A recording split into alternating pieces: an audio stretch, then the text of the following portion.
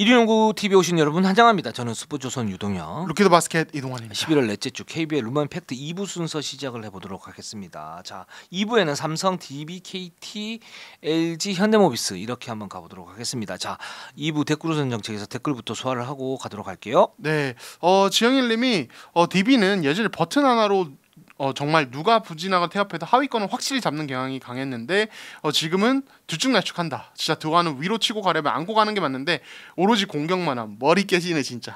DB 팬분들 요즘에 진짜 많이 머리 아프실 것 같아요. 많이 힘드실 것 같아요. 그러니까 전반에 정말 DB 좋아 이렇게 가다가 후반에 훅 무너지니까 이런 부분이 있는 이 구조적인 어떤 문제점이 있죠. 이 팀은. 그래서 좀 힘드실 것 같은. 근데 두안 에르난데스 같은 경우는 좀 많이 깎여가지고 좀 정제된 플레이를 하려고 노력을 지금 많이 하는 것 같아요. 근데 지금 이제 국내 선수도 진에서 뭐 이제 강상재 선수라든가 지금 뭐 두경민도 좀 왔다 갔다 거리고요. 그렇죠. 이런 부분이 있는데 좀 더 이제 지켜보면 좋을 것 같고 DB 편에서 저희가 자세히 말씀드리겠습니다. 네, 그리고 HBK님이 이동현 선수가 잘 버텨줘야 된다고 얘기했는데 바로 어깨 부상을 1년 만에 당해버렸네요. 네, 그때 10주 부상으로 빠졌었는데.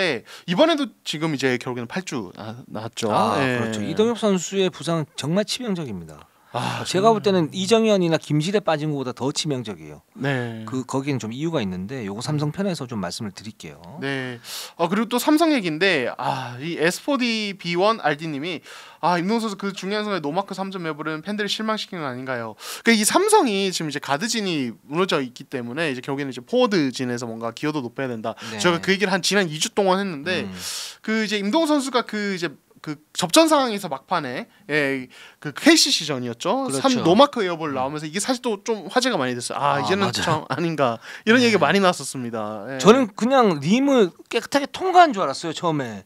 네, 너무 그냥 확 내려와서. 근데 그렇게 돼가지고 이거 참 삼성은 참 갈 길이 좀 멀긴 하구나 아직도 뭐 이런 생각이 들었습니다. 자, 그럼 바로 삼성으로 한번 가보도록 할게요. 좋습니다. 7승 8패 5위입니다. 그래도 5위입니다. 네. 5위고 주간에 지금 이제 2연패를 했어요. KCC한테 패했고 가스공사한테 완패를 했습니다. 즉 이제 아직까지도 뭐 성적이나 겉으로 보는 데이터는 괜찮은데 지금 경기 내용이 너무 좋지가 않고 부상 이탈자들이 너무 많습니다. 그렇습니다. 그래서 절대적인 위기인 것 같아요. 네, 그 사실 이제 말씀하신 김실애나 뭐 이런 선수들 이제 이호연 이런 선수들 빠졌는데 여기에 지금 이동엽까지 빠지면서 완전히 가드진이 붕괴됐고 특히 지금 말씀하셨지만 가드진이 뭐 한 명 한 명 빠진 거 다 물론 타격이지만 이동엽의 이탈은 더 큰 어떤 삼성에게 뼈아프다, 더 뼈아픈 느낌을 준다 이런 뭐 상황인 거죠. 네. 저는 은희석 감독이 비시즌 때 이런 얘기를 했었어요. 그러니까 이정현과 김실 그때 당시만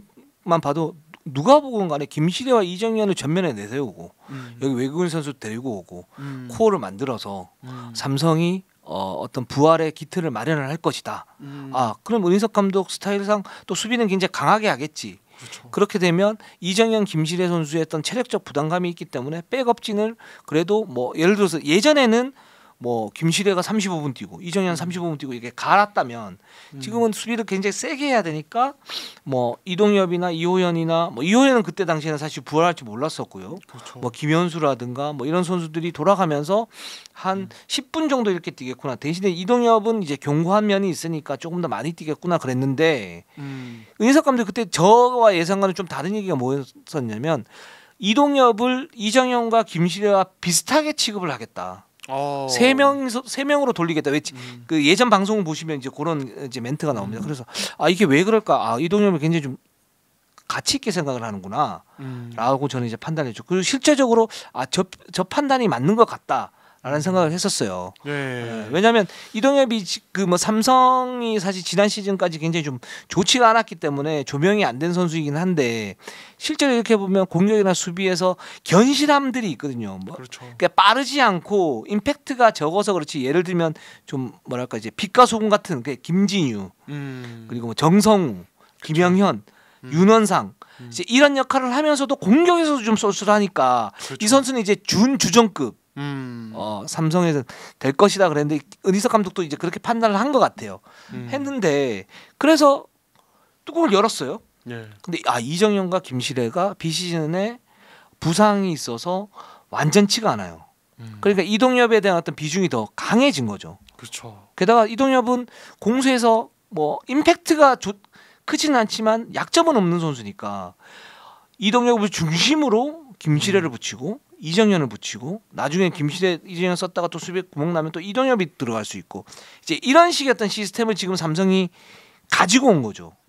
가지고 와서 김시래가 없었을 때도 사실 이동엽과 이호연이 있었으니까 이호연 쓰고 그다음에 이정현을 승부처에 쓰면서 삼성이 어느 정도 굴러갈 수 있었는데 지금은 이동엽이 딱 빠지게 되니까 이제 틀 자체가 빠져버린 거죠. 화려하진 않지만 그 틀이 빠져버리니까 거기에 이호연까지 빠져버리니까 야 이건 더 이상 이제 삼성이 가두는 걸 할 수 없는 그런 이제 상태가 돼버린 겁니다. 네.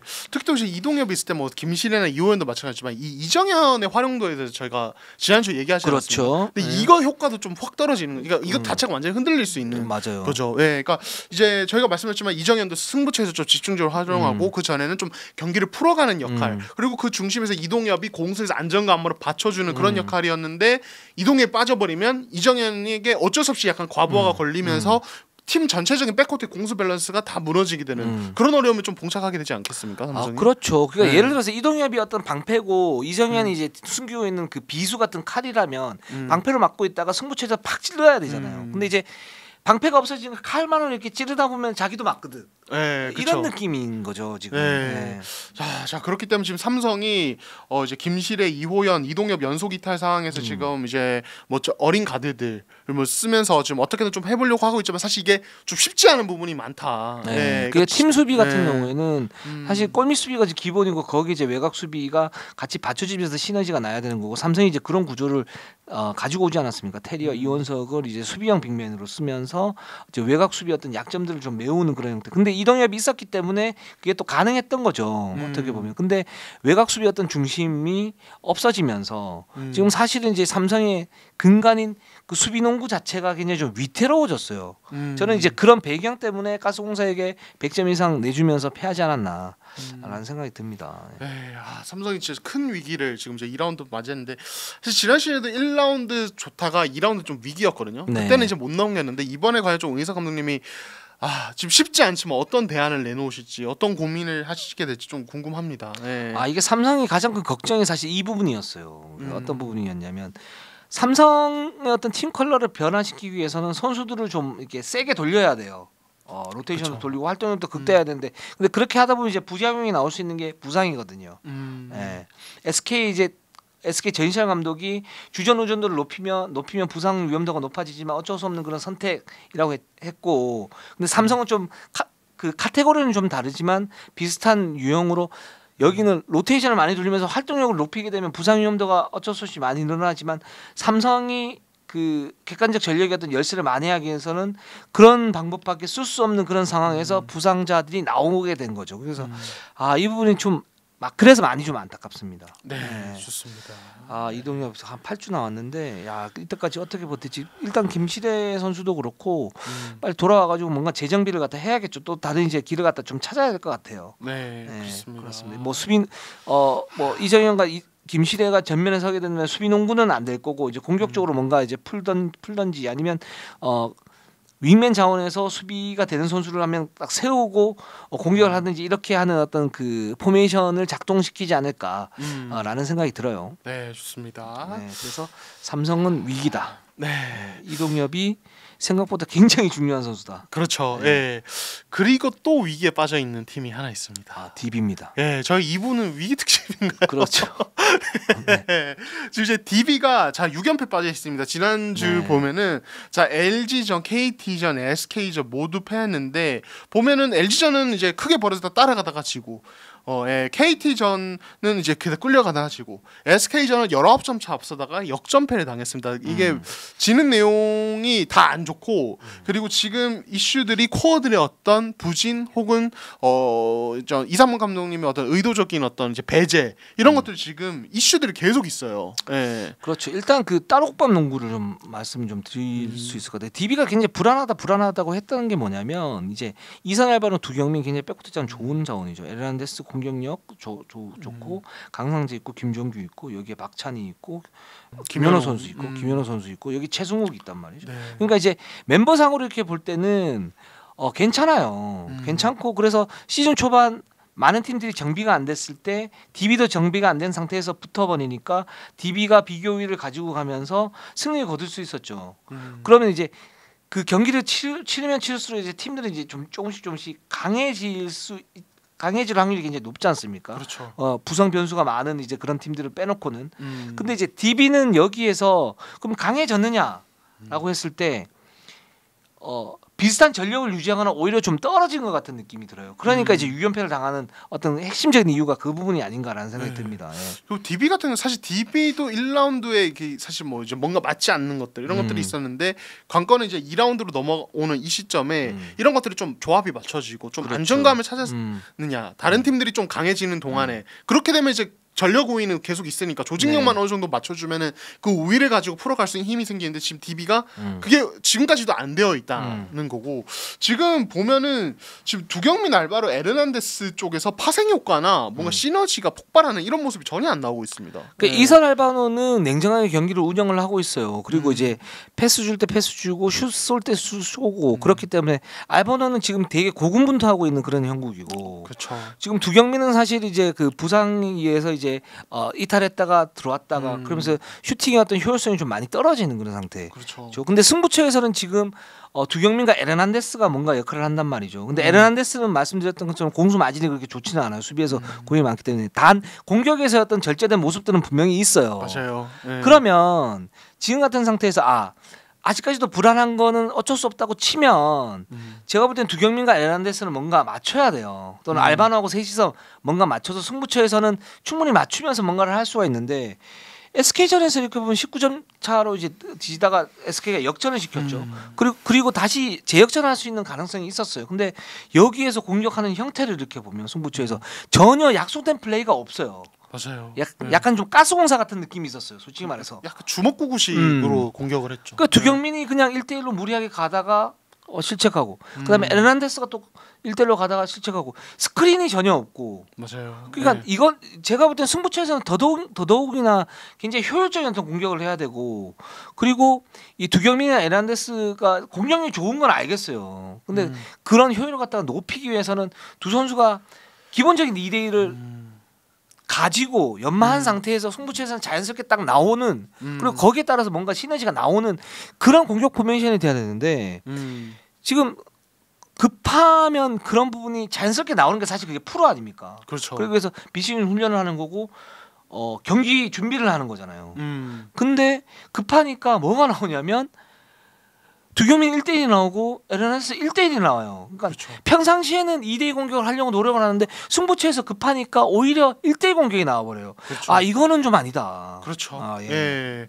그러니까 각각 보면 두경민 같은 경우는 저희가 뭐 이제 이대성이나 아바렌토스, 네. 이관희 이런 선수의 샷 셀렉션에 대해서 이야기를 많이 했는데 사실 지난 시즌 가스공사 있을 때부터 두경민 조금 조짐이 좀 있었던 게 이 선수가 그러니까 기본적으로 1대1 능력이 갖춰져 있어요. 지금 기본적으로 슈팅력도 좋고 발도 빠르고 기술 좋죠. 예, 볼 핸들링도 좋고 근데 이 선수가 공격적인 면에서 워낙 적극성이 강하다 보니까 과감한 어떤 3점 시도가 나오는데 이게 사실은 어떨 때는 좀 이제 터지기 시작하면 진짜 알고도 못 막는 걷잡을 수 없는 무기인데 이게 너무 반복되고 안 들어가기 시작하면은 그냥 난사가 되어버려요. 그렇죠. 예, 그러니까 두경민 선수도 예전 사실 초창기 때 그와 관련된 별명도 있지 않았습니까? 그렇죠. 예, 그러니까 그게 괜히 나온 게 아니고 사실 제가 느끼기에 최근에는 이 부분에 대해서 약간 거의 두경민 선수가 그린라이트를 가지고 있는데 이게 두경민 선수가 알아서 스스로 조금 이제 컨트롤해야 되는데 컨트롤이 안 되는 느낌? 사실 맞아요. 이제 SK전 같은 경우도 1쿼터에 DB가 확 달하는데 보면은 두경민 선수가 굉장히 그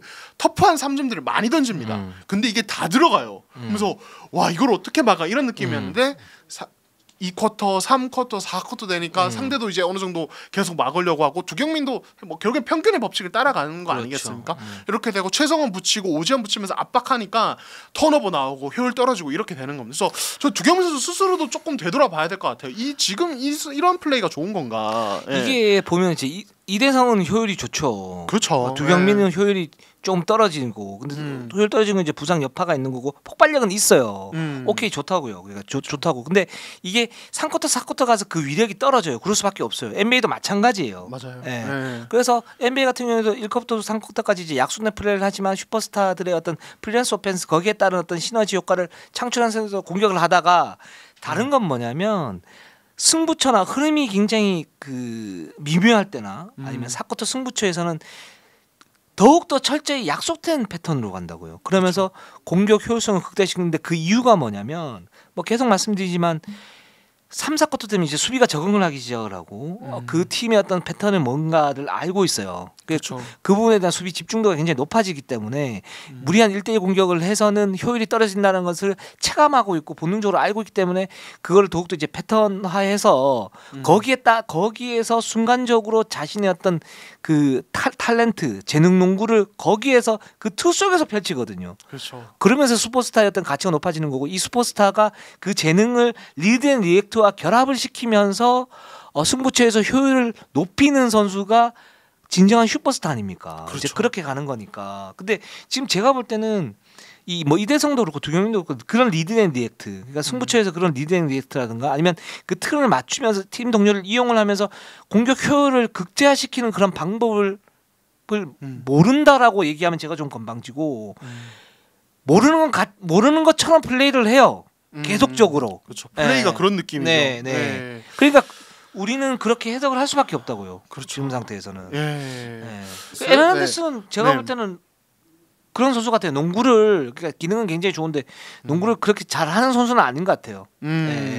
농구 비교가 그렇게 좋은 선수는 아닌 것 같고, 이런 부분들이 계속 만나다 보니까 그렇게 된 건데, 저는 이게 프로라면 좀 더 약속된 플레이, 철저하게 이제 약속된 플레이를 승부처에서 그 냉정하게 펼칠 수 있어야. 그렇죠. 그래야 DB가 반등이 되지. 만약에 이런 식으로 간다 그러면 승부처에서 사실은 이게 통할 수 있는 확률이 있을 수 있죠. 한 30% 정도. 그러면 1승 2패로 가는 건데. 예를 들어서. 그렇죠. 극단적으로 말하면. 네. 그렇게 되면 DB는 6강 떨어집니다.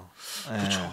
저는 두경미 에르난데스 쪽에서 이게 뭔가 나오지 않으면 그러니까 뭔가 정제되면서도 그 안에서 폭발력을 이제 뭔가 터트릴 수 있는 그런 해법을 찾지 못하면 저도 DB가 진짜 불안해질 수 있다는 생각 동의하고. 그렇죠. 알바노는 제가 없어요. 제가 봤어요. 알바노는 잘 그러니까 갖고 차라리 승부처에서는 클러치를 알바노한테 맡겨야 돼요. 이렇게 할 거면 제가 볼 때는. 그렇죠. 네. 그게 훨씬 더 효율이 높아지니까. 네. 그렇습니다. 자, 여기에 이제 강상재 네. 같이 이탈이 되어 있는데 LG전 도중에 강한 질책을 들었고 이제 결국엔 짧은 시간 출전을 했는데 이후에 두 경기에서 아예 로스터에서 제외됐습니다. 그래서 이성훈 감독님이 그 SK전 앞두고 강상재에 대해서 이제 여쭤보니까 시혜진이 집에서 생각 좀 하고 오라고 했다.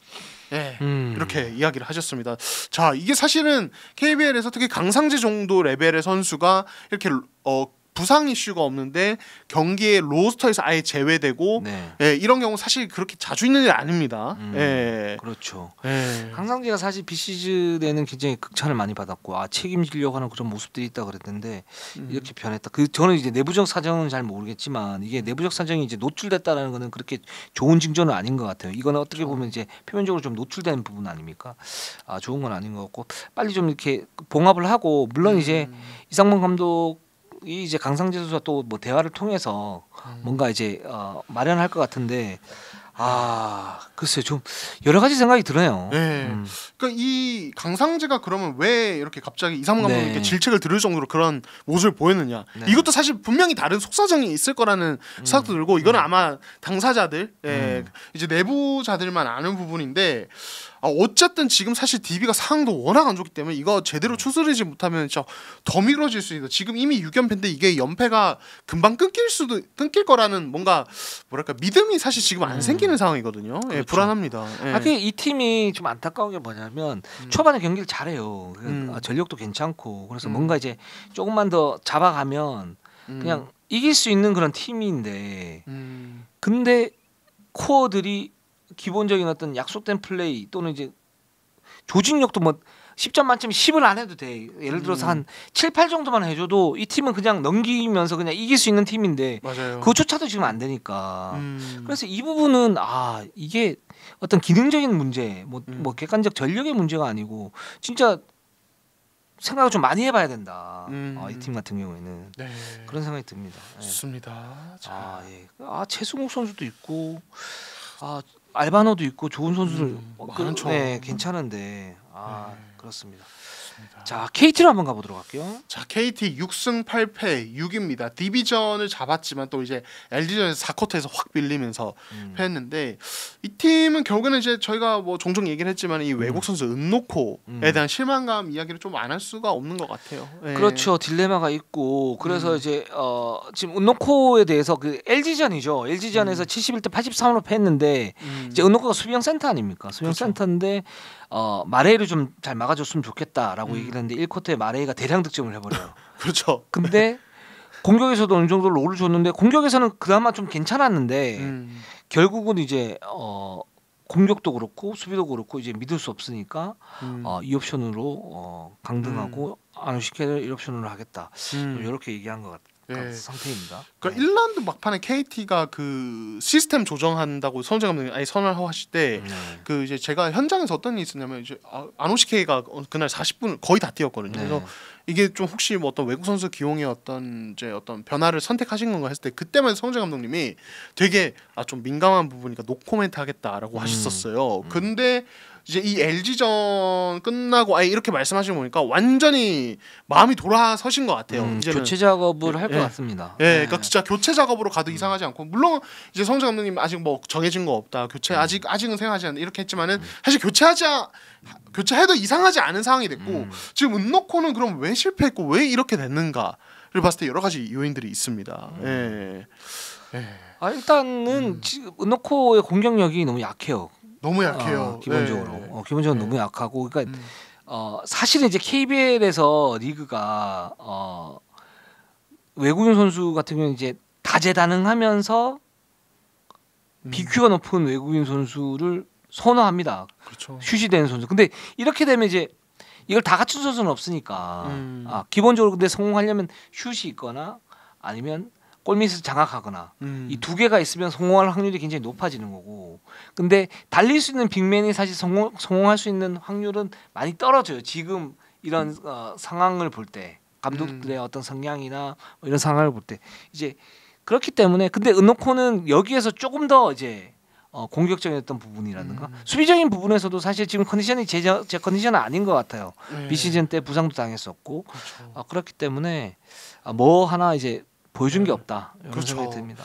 그 이제 LG전을 보면은 그러니까 사실 이 선수가 스피드나 파워나 다 몸 움직임을 보면은 그러니까 좋을 것 같은데 막상 그렇게 위력적이지가 않아요. 맞아요. 그렇다 보니까 뭐 해치 이후에 어떤 돌아가는 어떤 스피드나 이런 것들도 기대 이하이고 해치할 때 돌아갈 때 그 빠릿빠릿한 그 스텝이나 이런 것들도 나오지 않고 이제 말씀하신 마레이의 어떤 포스트업을 제어하는 어떤 이 파워 이런 것도 보이지 않고 사실 수비형 외국 선수로 데려왔는데 마레이 물론 막기 힘든 선수죠. 근데 1대1로 막을 수 없다면 사실 이거는 낙제점인 거거든요. 그렇죠. 그러니까 그런 선택 가게 되는 것 같고 그러니까 지금 이제 은도에도 그렇고 은노코도 그렇고 지금 뭐 수비형 외국 선수 다 고전을 하고 있고 이 부분에 대해서 그러니까 또 고민하는 게 이게 수비형 외국 선수 KBL에 안 맞는 건가? 아니면 어떤 잘 못 쓰이는 건가? 이런 생각도 좀 들더라고 고민이 되더라고요.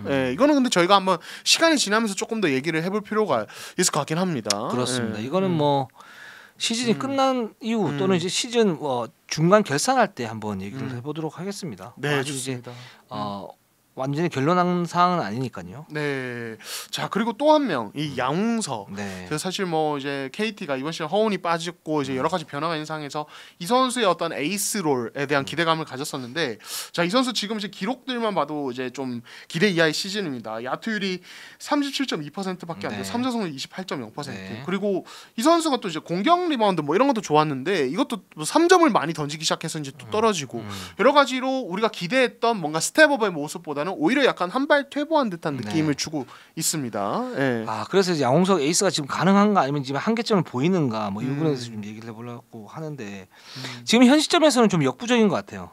지금 시점에서는 저도 이 선수에 대해서 그러니까 양홍석은 좋은 선수예요. 분명히 좋은 선수예요. 그 신장에 그 스피드에 사실 뭐 이번 시즌 기록이 좋지 않지만 사실 지난 시즌이나 그 전 시즌 보면은 이 스팟업 상태에서 나오는 3점 효율이 엄청 났거든요. 진짜 무서웠어요. 근데 그러니까 저는 이 선수는 가장 궁극적으로는 안영준처럼 쓰여야 된다고 봐요. 공격에서. 봤을 때.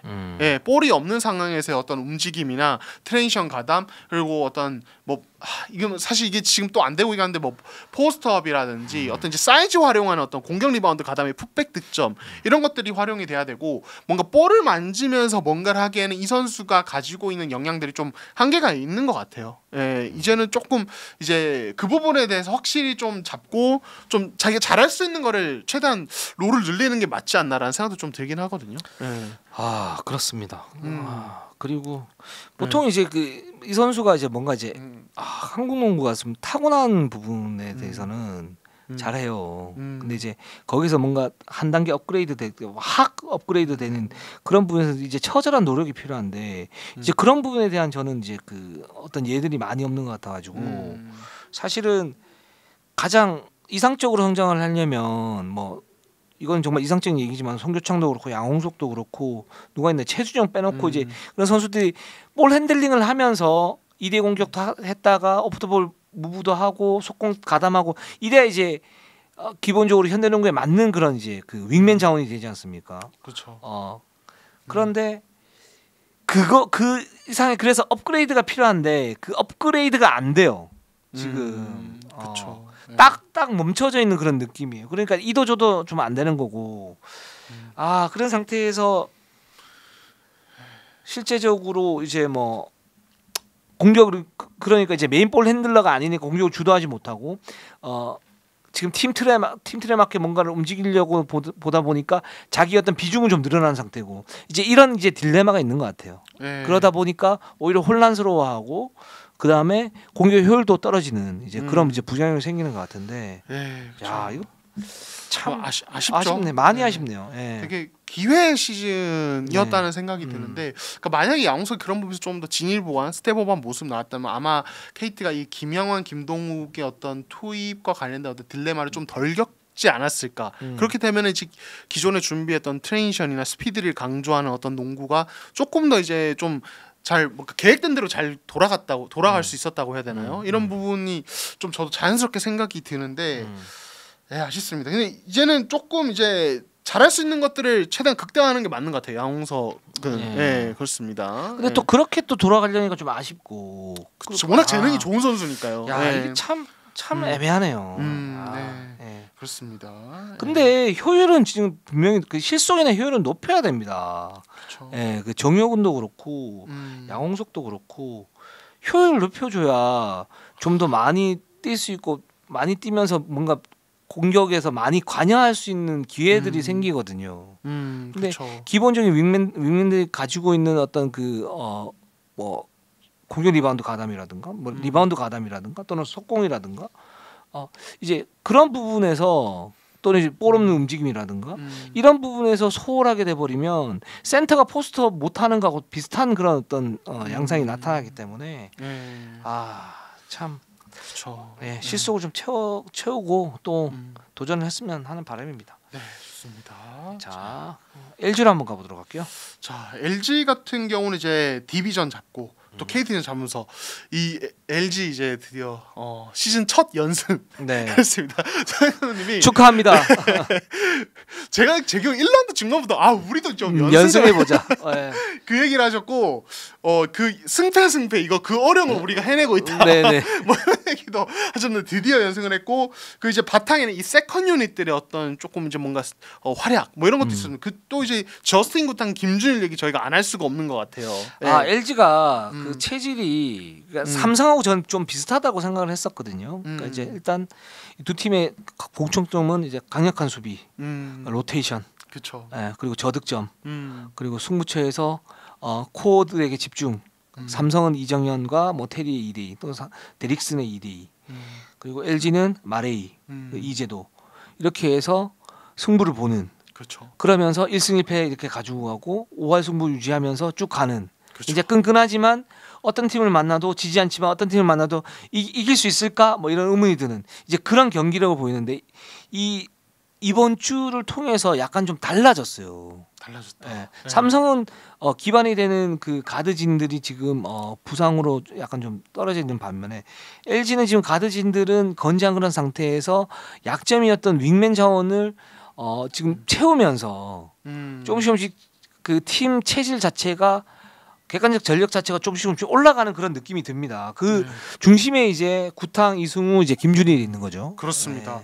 특히 구탕 같은 경우 이제 2라운드부터 이제 본격적으로 이제 조금씩 기용이 되다가 지난 KT전은 이제 좀 더 많이 기용이 됐는데 이 선수 좀 어떻게 보세요? 그러니까 이 선수가 이제 생각보다 신장이 크지 않지만은 그러니까 사실 가드와 포워드를 넘나드는 어떤 이제 좀 역할을 하고 있는데 저는 이 선수 뭐 패싱 게임도 그렇고 그러니까 플레이가 생각보다 뭔가 팀 퍼스트 마인드가 되게 강하고 되게 동료들과의 시너지 효과를 좀 중시하는 스타일 같아서 되게 좀 보기 좋았거든요. 네. 의외로 이 선수가 핸들링이 굉장히 좀 능숙해요. 그런 느낌이 있어요. 그 핸들링 하면서 그 연계 동작에서 어떤 패스를 뿌려준다던가 아니면 거기에서 이제 빠르게 치고 나가서 그 뭐 속공을 한다던가 거기에서 이제 얼리 오펜스를 만들어주는 어떤 모습들 같은 보인다던가 이런 부분이 되는 것 같아요. 그래서 이 부분을 좀 잘 활용한다면 이승우 선수와 함께 뛰었을 때 시너지가 좀 나지 않을까. 뭐 예를 들어서 이런 거 아닙니까? 이승우 선수는 지금 속공 상황에서 좋은데 실수가 너무 많잖아요. 실수가 많죠. 이제 그 부분이 이제 어떤 기본적인 어떤 기본기 또는 이제 볼 핸들링의 미숙함 그리고 판단의 어떤 미스 이런 부분들이 있는데 이걸 이제 구탕 선수 좀 메워주고 구탕 선수가 잡아서 가지고 이승우가 띄워준다면 좀 더 윙맨 자원에서 그렇게 푸시를 해버리면 굉장히 트랜지션도 좋아지면서 이승우의 실수도 줄이고 구탕의 어떤 역할도 잡을 수 있는 이제 그런 모습을 보여줄 수 있지 않을까라는 생각이 듭니다. 네. 그리고 이제 KT전 특히 이제 4쿼터 승부처 이제 접전 상황에서 본 승부처를 보면은 구탕 이 선수가 김준일과 2대2 통해서 김준일의 이지 득점 만들어준다든지 이때 이제 사실 KT가 스위치 수비 적극 활용하면서 페인트 존 쪽에서 미스매치가 많이 발생했는데 이거를 구탕이 이제도 같이 뛰면서 좀 적극 활용하는 이런 모습 나오더라고요. 그래서 LG 사실 저희가 세컨 유닛 얘기 되게 많이 하지 않았습니까? 이게 과연 이제 구탕이 만약 이런 활약을 해준다면은 김준일 그리고 커닝햄 이런 쪽과 시너지가 나고 또 한 번씩 버스 유닛과 섞여가면서 또 이제 이승우나 이재도 함께 해주고 이게 되게 긍정적 효과들이 계속 나올 수 있겠다는 생각이 들더라고요. 저는 사실 LG가 사실 이런 농구 한 거 본 적 있습니까? 꼬꼬마 라인업일 때, 그 미스매치를 포워드지대 미스매치를 활용해서 뭔가를 해. 그리고 빅빅 피켄으로 해서 2대2로 뭔가 미스매치를 만들어서 뭔가를 해. 그렇지 못했잖아요. 그렇죠. 그리고 사실 올 시즌도 사실 그렇게 할 수 있을까? 못할 가능성이 높았잖아요. 사실 서민수나 정인재 좋은 선수이긴 하지만 이 선수들은 이제 한정된 롤 수비하고 이제 외곽에서 스트레치 해주고 이런 용이었고, 근데 지금 이제 LG가 구탕이 들어오면서 이승우 선수가 발전을 했고 물론 이제 이승우 선수가 이번 주간은 좀 이제 좀 부진했어요. 기복이 좀 있었었고 그리고 근데 구탕이 들어오면서 이제 구탕과 이승우와 김준일 이렇게 쓰는데. 이 선수들끼리 어떤 시너지가 이렇게 딱 난다. 저는 LG 올 시즌 전만 해도 이런 농구를 할 줄은 몰랐어요. 그러니까 이 부분은 제가 볼 때는 잘 개발을 한다면 LG가 다양한 공격 옵션을 가지고 가면서 그동안은 사실은 뭐 이제도 마레이의 어떤 공격 루트가 단순한 면이 있었으니까 한다면 LG가 좀 다채롭게 하면서 뭔가 다양한 칼을 가지고 가지 않을까라는 생각이 들어요. 네, 좋습니다. 이 팀이 그러니까 좀 승패 반복한 게 결국에는 이제 결국에는 지난 시즌부터 계속 이 마레이 중립 시스템 이게 또 이제 1라운드에 또 어느 정도 효과를 봤지만 이것도 상대 팀들이 준비는 분명 해오거든요. 그렇죠. 여기서 이제 세컨 유닛이 다른 색깔로 어떻게 몰아치느냐. 그러니까 마레이는 좋은 선수지만 마레이 의존도를 벗어난 어떤 다른 뭔가가 나오느냐 이게 사실 되게 관건이고 그렇죠. 저는 그 중심에 사실 김준일과 이승우나 뭐 이제 구탕 이런 선수들이 있다고 봐요. 그래서 세컨 유닛 강화에 또 도움이 되는. 그래서 이때는 마레이를 아예 4쿼터 안 썼죠. KT전 그렇죠. 같은 경우는. 그래서 되게 좀 의미 있는 경기였다 이런 생각이 듭니다. 맞습니다. 그게 윙맨 자원이 굉장히 중요하고 저는 이제 플레이오프 때 계속 말씀드리지만 윙맨 자원이 얼마나 튼실하냐에 따라서 그 팀의 전력과 플레이오프에서 경쟁력이 저는 결정나는 가장 중요한 기준이라고 생각이 들거든요. 그건 뭐 이렇게 위에 자막에 뜨겠지만 지금 윙맨 자원은 이제 겹쳐도 예를 들어서 다재다능하기만 한다면 기본적으로 스위치 디펜스가 되죠. 그리고 미스매치 발생률이 저하가 되죠. 그 다음에 리바운드 잡을 수 있죠. 외곽에서 던지는 볼이 롱 리바운드 잡을 확률이 높아지죠. 그리고 만약에 돌파해서 들어간다고 해서 유인했을 때는 물론 가드진도 그렇게 할 수 있지만 윙맨이 들어가게 되면 그 상대 수비수도 리바운드를 잡을 수 있는 윙맨에 같이 들어가게 되고 거기서 센터진이 이제 블록을 쳐주게 되면 두 명의 리바운드를 끌어내는 효과를 가잖아요. 그렇게 그렇죠. 되면 우리 센터가 잡아서 풀백 득점을 할 수 있는 확률이 높아지죠. 이런 구조적인 문제 때문에 사실 윙맨 자원이 굉장히 중요한데 그 자원을 확보하는 게 굉장히 플레이오프나 아니면 정규리그에서 그 경쟁을 확보하는 게 굉장히 중요하다고 생각을 하는데 LG가 그런 작업을 좀 하고 있는 것 같아서 굉장히 바른 방향을 좀 가고 있지 않나라는 생각이 듭니다. 네, 좋습니다. 네. 자, 그럼 이제 현대모비스. 네, 저희가 현대모비스로 한번 가보도록 할게요. 자, 현대모비스 9승 5패. 공동 2위입니다. 지금 이제 SK는 접전 끝에 아쉽게 졌지만 패했죠. 경기력은 또 이제 굉장히 괜찮았었고 KCC전에서 완승 거두면서 최근 상승세가 무섭습니다, 이 팀. 근데 이제 그 가운데에서도 이 아바렌토스 부상에서 돌아와서 다시 출전 시간이 늘어나고 있는데 이 선수의 슛 셀렉션 그리고 이 선수의 공격에서의 어떤 뭐 감독님 이렇게 말했어, 코트 밸런스 잡아주는 부분들 이런 부분에서 약간의 이슈는 분명히 아직 존재를 합니다. 네. 그렇습니다. 그래서 이 부분은 좀 얘기 좀 해보고 싶은데 예를 들어서 SK전에서 90대 92로 패했잖아요. 네. 이때 사실 아바렌토스 선수가 승부처에서 좀 더 효율적으로 했다면 현대모비스가 승기를 잡고 그냥 갈 수 있었어요. 갈 수 있었는데 근데 이 부분에서는 저는 조동현 감독 많이 맞다고 보거든요. 그러니까 수비가 살짝 약해요, 아바렌토스가. 그렇죠. 그러니까 의지도 살짝 부족하고 뭐랄까 이제 순간적인 센스라든가 맥을 짚는 거는 굉장히 좋고 뭐 그 부분은 탓할 수 없는데 기본적으로 좀 끈적함이 좀 부족한 부분은 있어요. 뭐 그럴 수 있어요, 근데 있는데 그 컨디션이 좋지 않을 때 흐름을 끊어먹는 그런 이제 슈팅 셀렉션이 분명히 있어요. 맞아요. 근데 그 다음 KCC 경기에서 또 극적인 반전이 일어납니다. 반전. 네. 경기 지배력을 완전히 가져가 버려. 그날 이제 아바렌토스의 어떤 그 슈팅 감이 굉장히 좋았고 접전을 펼치다 3쿼터 막판에 3점 슛 연속으로 3개를 넣어버립니다. 2개를 완벽하게 놓고 난 다음에 그 다음에 10점 차인가 11점 차가 났을 때 그때는 좀 이제 조동현 감독이 얘기하는 무리한 셀렉션, 그 무리한 셀렉션은 지난주 방송에 대해 말씀드렸지만 우리가 한 10점에서 15점 사이로 이기고 있을 때 빨리 공격하는 거, 빨리 석점수를 이렇게 쏘는 거, 또는 우리가 추격했을 때 빨리 석점수 쏘는 거, 이거는 들어가지 않게 되면 상대에게 트랜지션을 먹으면서 흐름을 넘겨줄 수 있기 때문에 그건 자제를 했으면 좋겠다 그랬는데 그 상황이 나와요. 아바렌토스가 네. 거기에서 3쿼터 60대 49로 앞선 상황에서 한 10초 남았을 때 딥스를 넣는데 그게 들어가 버립니다. 네. 근데 여기에서 저는 좀 이해할 수 있는 건 뭐냐면 그날 아바렌토스가 감이 워낙 좋았어요. 그렇죠. 그래서 그 정도는 던질 수도 있는 거 아닌가. 감이 좋다라면. 네. 그죠. 네, 그렇죠. 그래서 이걸 어떻게 좀 해석을 해야 될까 이런 생각이 좀 들었습니다. 어떻게 보십니까? 근데 결국에는 저는 근데 그런 것도 있다고 해요. 그러니까 경기 남은 시간이나 리드 차가 얼마냐, 이제 흐름이 어떠냐 이런 것도 있지만 이제 그 코트에서 어떤 상대 수비의 어떤 움직임, 로테이션 상황. 그래서 그때 이 선수가 과감하게 올라가도 되느냐. 그러니까 상대가 조금 클라우전스로 오더라도 올라가도 되느냐. 아니면은 정말 박스 타이트하게 붙어 있는데 그냥 필 받아서 올라가냐. 이것도 저는 차이가 있다고 봐요. 그래서 그 코트 상황을 조금 더 봐야 될 것 같고 사실 이거는 정말 어떻게 보면 되게 결과론적으로 해석할 수밖에 없는 슛들이거든요. 근데 저는 사실은 그런 슛들은 던져도 된다고 봐요. 저는 던져야 된다고 봐요. 그러니까 던져야 된다. 단 어떨 때냐면 아바렌토스 컨디션이 굉장히 좋을 때. 좋을 때는. 좋을 때. 이럴 때는 자기가 필 받았으니까 던지면 들어갈 거예요. 다른 세트 오펜스 하는 것보다 예를 들어서 하이로 하는 것보다 효율이 더 좋을 수 있잖아요. 그렇죠. 그거는 또 아바렌토스 또 에이스니까 코어니까 판단을 해서 하는 거죠. 네. 그러니까 컨디션 좋을 때. 근데 지금 문제가 되는 건 뭐냐면 컨디션이 좋지 않을 때 또는 이제 수비에서 어떤 미스가 났을 때 공격으로 많이 하려고 하는 그런 성향은 보이는 건 맞는데 지금 KCC전 같은 경우는 저는 던져야 된다고 봐요. 그런 스타일 그냥 맡겨 놓는 것도 나쁘지 않다고 봐요. 네.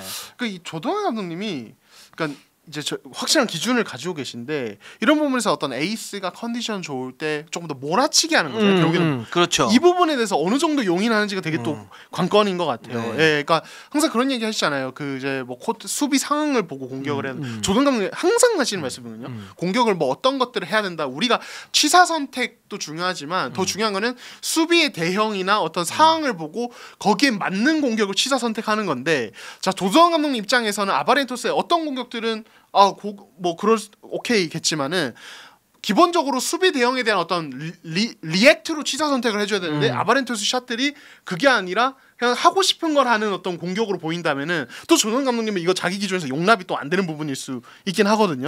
근데 그 상태에서 예를 들어서 결국은 이제 농구는 에이스 놀이잖아요. 그렇죠. 그 선수의 어떤 재능과 그 경기력을 가지고 에이스가 되는 건 이제 그 선수가 던졌을 때 가장 확률 높은 거니까 그 선수의 슈팅 감각이 좋고 그렇다면 아무리 터프샷이라고 하더라도 예를 들어서 그런 감각이 좋다면 거기에서 던져서 들어갈 확률이 높다. 그럼 그건 던져야 되는 거 아닌가? NBA에서 사실 그런 부분은 다 차용을 하는 거고. 그렇죠. 예. 물론 좀 더 정제된 방법으로 하기는 하지만 그렇기 때문에 이 부분은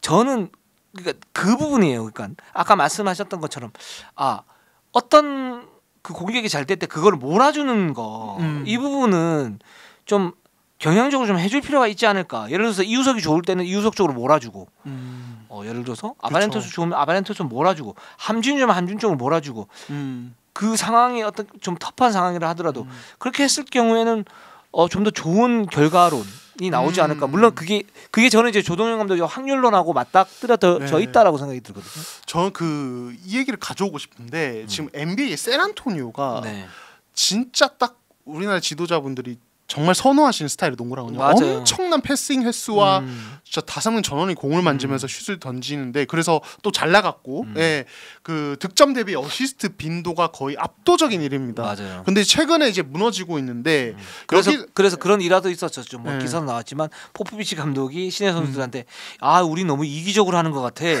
이러니까 이제 선수들이 얼어가지고 이게 사실은 반어법적인 농담이었는데 그런 얘기도 있었는데 근데 이제 사실 뭐 근본적인 수비가 지금 완전 무너지고 있는데 또 하나 공격적인 측면에서 어떤 얘기 나오냐면 자 농구는 지금 말씀하신 에이스 놀이고 가장 슛 능력이나 공격 메이드 능력이 좋은 선수가 이제 결국에는 오펜스를 이끌어줘야 되는데 자 샌안토니오식의 모든 선수가 볼을 만지는 농구가 이상적으로 볼 수 있겠지만 그런 형태의 농구는 슛 성공률이나 메이드 능력이 떨어지는 선수조차 공을 만지고 그러니까 이거는 불필요한 어떤 공격일 수 있겠다는 슛을 자유롭게 슛을 던지고 과감하게 슛을 던지는 이 상황이 과연 효율적이냐. 괜히 제임스 하든이나 데미안 릴라드 이런 선수들에게 몰아주기 하고 이 선수들이 볼을 더 가져가는 게 아니다 다른 팀들이 샌안토니오 농구가 이상적일 수 있겠지만 실질적으로 효용은 그 공격 능력이 좋은 뛰어난 에이스급 선수들에게 조금 더 많은 기회가 가고 나머지 선수들이 보조 역할을 수행하는 게 오히려 더 나을 수 있다. 저는 어떻게 보면 이 아바렌토스도 이슈에서도 같이 좀 뭔가 저희가 지금 전개하는 어떤 이제 논의에서 좀 들어갈 수 있는 부분이라고 생각이 들거든요. 그렇죠. 아바렌토스가 감이 좋을 때 과연 이 선수가 지금 내가 무리하는 것 같아서 걱정이 돼서 예를 들어서 슛감이 좋지 않은 김국찬에게 조금 찬스가 났다 그래서 그냥 패스를 그냥 줘버린다든지 이게 과연 좋은 건가? 저는 지금 승기볼 그러니까 캐롯이 잘 나가는 이유도 이제 몰아주기가 되니까 가능하다고 봐요. 그러니까 예를 들어서 김승희 감독도 이제 쓸데없는 짓을 뭐 하면은 야단은 굉장히 많이 치지만 기본적으로 그 에이스에 대한 몰아주기가 있거든요. 잘 되는 부분에 대한 몰아주기가 있거든요. 이제 약간 좀 도박적이긴 하지만 그게 이제 미래로 보면 오히려 에이스의 역량을 키우고 그러면서 다음 상황에서 좀 더 유연하게 대처를 하고 그러면서 팀의 어떤 객관적인 전력을 갖다 높이고 이런 부분이 있기 때문에 좀 애매하긴 하지만 그 케이스 바이 케이스이긴 하지만 그런 부분에서는 좀 더 이제 고민을 좀 해볼 필요가 있을 것 같아요. 그러니까 이게 또 되게 중요한 게 플레이오프 때 그렇죠. 사실은 이제 이런 뭐랄까요 아바렌토스가 조금 더 본인을 자제하고 이런 농구가 오히려 조금 비효율적일 수도 있겠다는 생각이 맞아요. 왜냐면 상대는 아바렌토스의 그런 이제 그 막 뭐 실수 몇 번 해도 석점 던지고 기습적인 석점 뭐 거기에 이제 골밑 투표하는 킥아웃 이런 거에 대해서 굉장히 수비가 헷갈리거든요. 그렇죠. 근데 정제된 농구를 한다 그랬을 때는 다 막을 수 있는 그런 부분이고 특히 플레이오프는 수비에 대한 집중도가 가장 최상인 시기니까. 근데 저는 이제 그런 부분도 있는 것 같아요. 그러니까 조동현 감독은 일단은 지금 새로운 선수들이 많이 있으니까 조직력을 일단 다져놓는 게 굉장히 중요하다. 더 중요하고 그런 부분에서 이걸 다져놓는 게 더 중요하냐 아바렌토스를 좀 이제 자유롭게 넣으면서 이 역량을 강화하는 게 중요하다고 봤을 때는 플러스 마이너스 할 때는 이게 좀 높다라고 보는데 근데 이것도 좀 유연하게 가져갈 필요는 있거든요. 그래서 여러 가지 생각이 드는 그런 담론이어서 누가 이제 맞다 그러다 이 부분보다는 그래서 이제 한번 채택을 한번 해봤어요. 이 아마 저희가 시즌 끝날 때 또 한번 혹은 플레이오프 때도 아마 이 아바렌토스의 뭔가 샷 셀렉션으로 승부가 갈리는 상황들이 분명히 있을 거거든요. 저희가 얘기할 수 있을 것 같고 사실 조동현 감독도 연구를 엄청 많이 하고 비디오를 정말 달고 사시는 맞아요. 분입니다. 준비도 지금 잘하고 있고요. 네. 그러니까 아무래도 또 이제 조동현 감독님도 또 이제 그런 부분에서 본인이 이제 어떤 연구하고 고민하신 부분에서 또 나름의 어떤 자신감도 가지고 계실 테고 그리고 변형도 필요하죠. 예. 근데 이제 그 유연성을 또 얼마나 가져가느냐 좀 재미있는 이슈인 것 같습니다. 예. 그리고 현대모비스가 지금 최진수 선수하고 헨리 심스 들어왔습니다. 자, 제가 볼 때는 어떤 효과가 있을까요? 결국에는 이제 최진수는 사실 유작 감독님이 있을 때는 좀 어떤 상대 에이스급 가드들을 좀 제어하고 그렇죠. 뭐 이런 것들을 좀 많이 윙 쪽의 어떤 수비로서 많이 쓰였는데 지금 사실 현대모비스가 김영현 선수를 그 부분에서 거의 뭐 전적으로 신뢰하고 있고 조동 감독님이 거의 중용을 하고 있어서 지금 조금 요즘 들리는 부분이 약간 오히려 빅맨 쪽에서 약간 좀 한 번씩 활용해주는 카드, 김현민이랑 더불어서 약간 이런 얘기 좀 많이 하시더라고요 조동 감독님이. 그래서 근데 사실 뭐 최진수는 사이즈가 좋기 때문에 빅맨 수비도 되고 그리고 윙 수비도 스피드가 좋아서 되기 때문에 이 부분에서는 아마 좀 그 뭐 매치업이나 그런 상황에 따라서 좀 활용도를 높이실 수 있을 것 같아요. 지금 사실 신민석을 2라운드 들어서 좀 많이 활용을 하셨거든요 조동 감독님이. 다만 이제 이 선수가 아직 어리고 이제 3점에서 기복이 있는 경우에 조금 아직도 수비도 그렇게 안정적이지는 않고 그래서 그럴 때 최진수가 좀 쓰일 수 있을 것 같지 않나 이런 생각이 듭니다. 저는 신민석은 굉장히 좋은 선수이긴 한데 잘 써야 될 것 같아요. SK전에서 사실 이제 최준용한테 신민석을 붙인다. 이거는 제가 볼 때는 아닌 것 같거든요. 그렇죠. 물론 뭐 테스트용은 붙일 수는 있지만 이 중요한 게임에서 그렇게 붙인다. 저는 그런 건 아닌 것 같고 최진수 같은 경우에는 기본적으로 프레임이 얇잖아요. 근데 이 선수가 빠르기 때문에 확실히 가드 쪽에 붙이면 가드들이 버거워하긴 해요. 최진수도 힘들어하지만. 그렇죠. 그러니까 이제 빅맨 쪽에 어떤 그 수비로 한다 그러면 원 오브 댐인데 만약에 지금 그 활동하는 거 봤을 때 아직까지 스피드가 그렇게 현격하게 떨어지거나 그러지는 않은 것 같거든요. 그러니까 외곽 쪽으로 붙인다 그러면 김영현은 포워드 쪽으로 붙이고 최진수를 뭐 외곽 쪽으로 붙여서 이제 수비를 강화할 때 둘을 같이 쓰고 여기에 아바렌토스가 뭔가 공격을 다 한다. 이렇게 됐을 때는 또 독특한 어떤 구조를 가지고 올 수 있으니까 여러 가지 생각을 할 필요가 있을 것 같고 최진수는 그래서 수비적으로 어떤 다양한 옵션을 가지고 갈 수 있겠다라는 생각이 들고 헨리 심스는 이제 프림의 그 체력적인 어떤 부담감 덜어줄 수 있는 그리고 그 안정화할 수 있는 그런 카드라고 볼 수 있겠죠. 그러니까 사실 헨리 심스 같은 전자랜드 있을 때도 사실 공격 쪽에서 뭔가 막 화려한 걸 다 하기보다는 그냥 건실하게 리바운드 잡아주고 그렇죠. 점퍼가 있으니까 미드레인지에서 캐치앤샷 해주고 딱 요 정도 쓰였고 어떻게 보면은 지금 팀을 떠난 녹스랑 뭔가 또 겹치는 부분이 있어요. 딱 맞아요. 활용도가 그래서 맞아요. 거의 그대로 좀 쓰려고 하시는 또 현대모비스 지금 워낙 시스템이 또 이제 안정화되고 있고 잘 구축되어 있는데 여기서 또 약간 뭔가 튀는 색깔의 외국 선수가 왔을 때는 이게 다 확 또 무너지고 재정비를 해야 되니까 저는 또 괜찮은 선택이지 않나 이런 생각 듭니다. 그렇습니다. 자 오늘 방송은 여기까지 하면 될 것 같습니다. 우리는 항상 최선을 다하겠습니다. 네이버 유튜브 구독 좋아요 알람 감사합니다.